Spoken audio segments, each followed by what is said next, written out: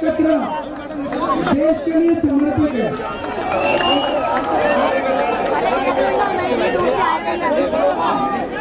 मैंने जिंदगी में बहुत संघर्ष किया है,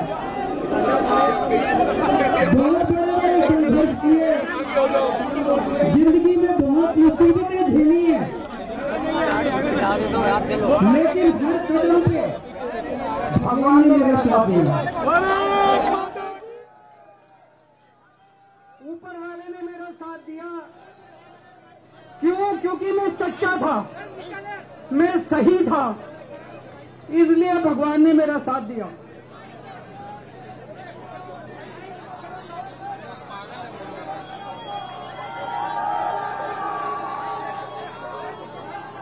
इन लोगों ने मुझे जेल में डाल दिया।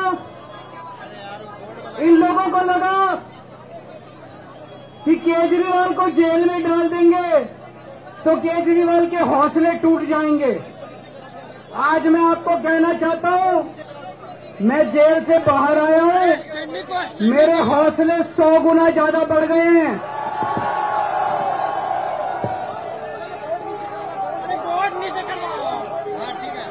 मेरी ताकत 100 गुना ज्यादा बढ़ गई है। इनकी जेल की मोटी मोटी दीवारें, इनकी जेल की सलाखें केजरीवाल के हौसले को कमजोर नहीं कर सकती। मैं भगवान से प्रार्थना करता हूं, जैसे आज तक ऊपर वाले ने मेरे को रास्ता दिखाया, ऊपर वाले ने मेरे को ताकत दी, ऐसे ही भगवान मुझे रास्ता दिखाता रहे, मैं देश की सेवा करता रहूं। और ये जितनी राष्ट्र विरोधी ताकतें हैं जो देश के विकास को रोक रही हैं, जो देश को बांटने का काम कर रही हैं, जो देश को अंदर से कमजोर करने का काम कर रही हैं, जिंदगी भर में इनके खिलाफ लड़ा हूं, आगे भी ऐसे ही लड़ता रहूंगा। भारत माता की, भारत माता की। 177 दिन के बाद अरविंद केजरीवाल बाहर आए और बाहर मौजूद अपने कार्यकर्ताओं को संबोधित कर रहे थे। थोड़ा भावुक भी हुए और इन्होंने कहा कि मेरे शरीर का कतरा कतरा जो है देश को समर्पित है। इसके कई पॉलिटिकल रेफरेंसेस भी हैं और निकाले भी जाएंगे। और उसके अलावा उन्होंने कहा कि देश को बांटने वाली शक्तियां जो है उनके खिलाफ मैं जीवन भर लड़ता रहा हूं और अब भी लड़ूंगा। हमारे सहयोगी दोनों मौजूद हैं, उनसे दोनों से एक एक छोटा छोटा रिएक्शन। दीपक बिष्ट मौजूद है, मैं उनसे बात करूंगा। दीपक, खासतौर से वहां पे बातचीत को लेकर तमाम कार्यकर्ता और तमाम वहां पे पार्टी के लोग मौजूद हैं, क्या कहना है? और दूसरी बात ये, जो जिस तरह से उन्होंने अपने बात कही, बहुत स्पष्ट तरीके से कही, उसका क्या रेफरेंस निकलता है? दीपक। बिल्कुल, देखिए प्रतीक जी, जिस तरह से 177 दिन के बाद आज यहाँ पर अरविंद केजरीवाल बाहर दिखाई दे रहे हैं, जमानत पर यहाँ है, तो जो यहाँ पर कार्यकर्ता है उनमें भी यहाँ पर जोश नजर आता है। और साथ ही ये सब इसलिए उन्होंने कहा कि देश के लिए कतरा कतरा हाजिर है, क्योंकि इतने लंबे समय से 3 बार यहाँ पर दिल्ली में काबिज रहने वाली सरकार, और उसके अलावा वो हमेशा से ये कहते हुए है कि पूरी, ये देखिए केजरीवाल यहाँ से निकले हैं बिल्कुल बारिश में भीगते हुए, यहाँ पर रुके।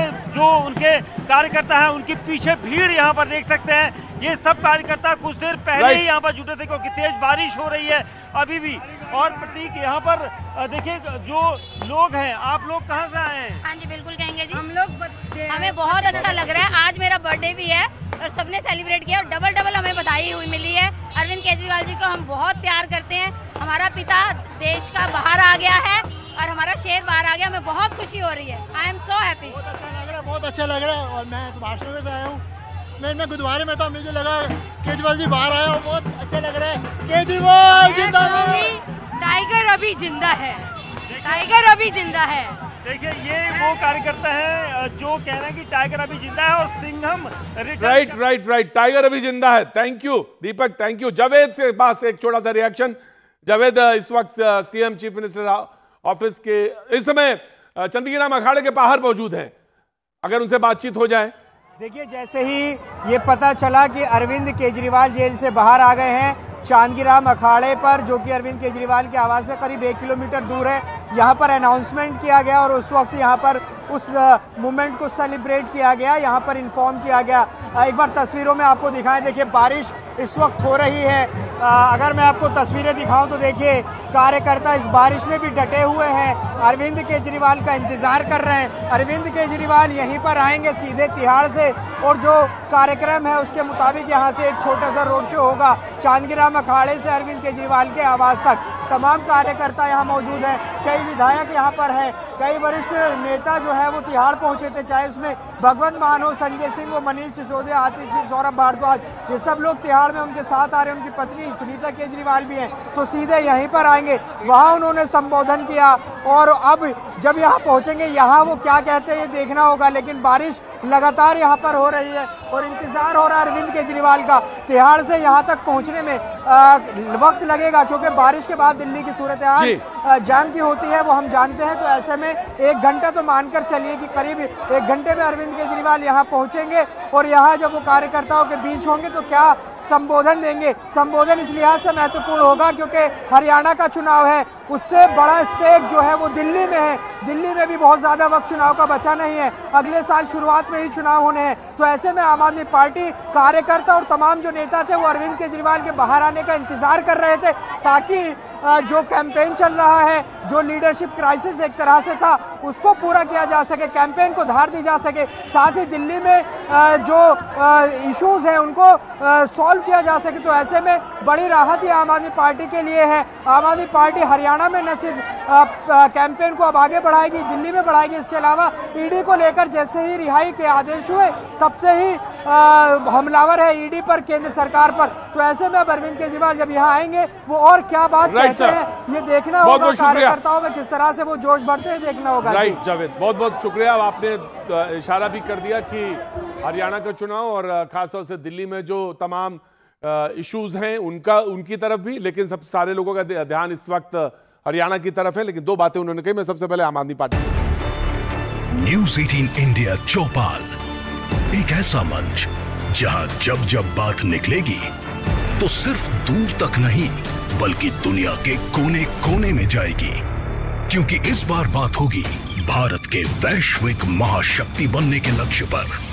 सरकार, समाज, सेलिब्रिटी और स्पोर्ट्स स्टार्स के साथ न्यूज़ 18 इंडिया चौपाल देखिए सिर्फ न्यूज़ 18 इंडिया पर।